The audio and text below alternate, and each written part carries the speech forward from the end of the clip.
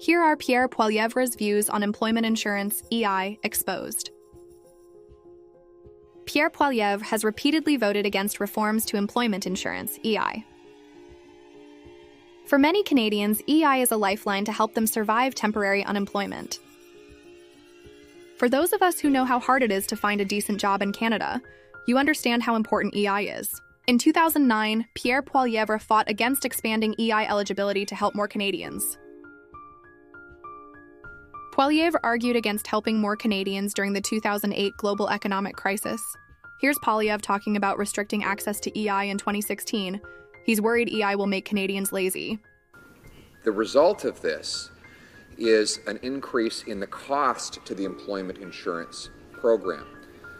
That would be evident by virtue of the fact that in order to fund the additional benefits under this proposal and to compensate from the fact that fewer people would be working because more people would be on EI, the government would have to increase premiums.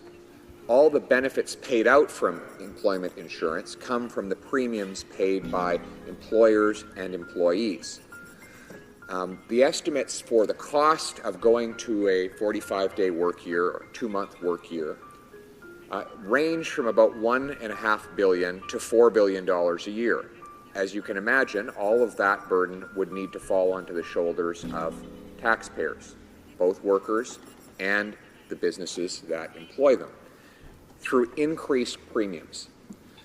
Now, you increase an employment insurance premium, you make it more expensive to hire and discourage hiring. You also punish people for the work that they do, particularly low-income workers, because employment insurance premiums are a regressive tax. They don't raise in percentage terms based on the income people take. So this would be a very regressive tax increase that would disproportionately target small businesses and low-income workers. And it would detract from the government's stated goal to help the middle class and those who, quote, want to join it.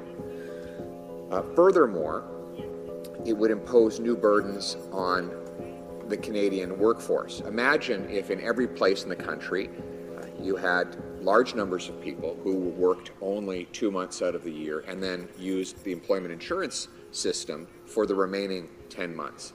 What would that mean for our workforce? I will let the House use its imagination.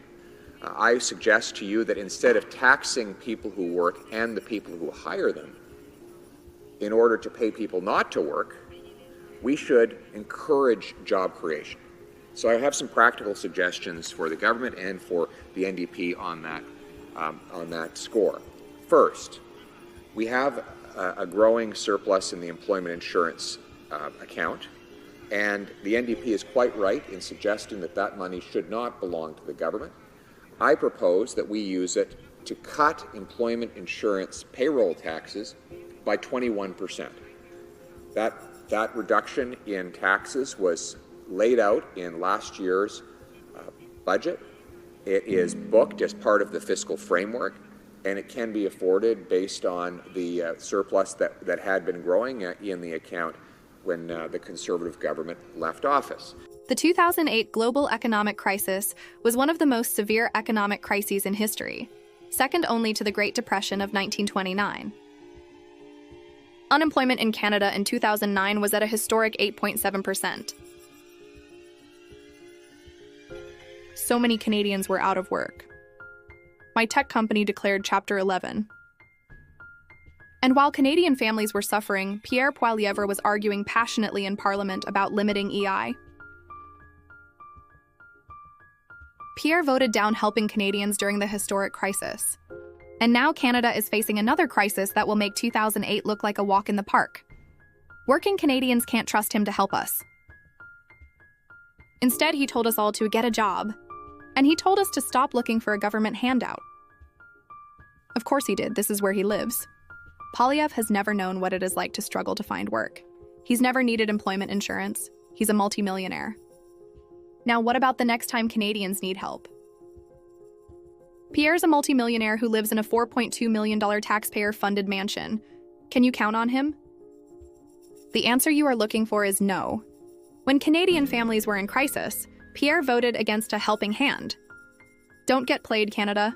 Vote wisely.